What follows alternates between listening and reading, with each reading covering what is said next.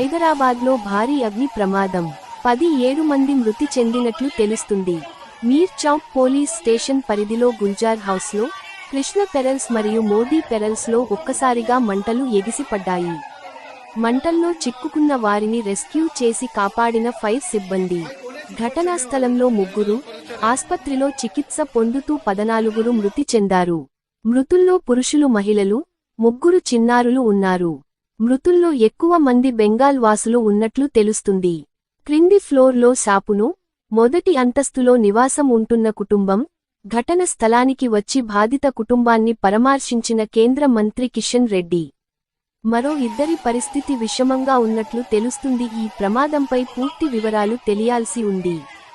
ఇప్పుడే విచ్చేసిన మంత్రి పొన్నం ప్రభాకర్ అగ్ని ప్రమాదానికి గల కారణాలను అడిగి తెలుసుకుంటున్నారు. విషయానికి తెలుసుకున్న దేశ ప్రధాని మోదీ గారు విచారం వ్యక్తం చేశారు. ఈ సంఘటన తనను తీవ్రంగా కలచివేసిందని ఆవేదన వ్యక్తం చేశారు. మృతుల కుటుంబాలకు ₹2 లక్షలు, గాయపడ్డ వారికి ₹50,000 చొప్పున ఎక్స్గ్రేషియా ప్రకటించారు. గాయపడ్డవారు తొందరగా కోలుకోవాలని ఆకాంక్షించారు.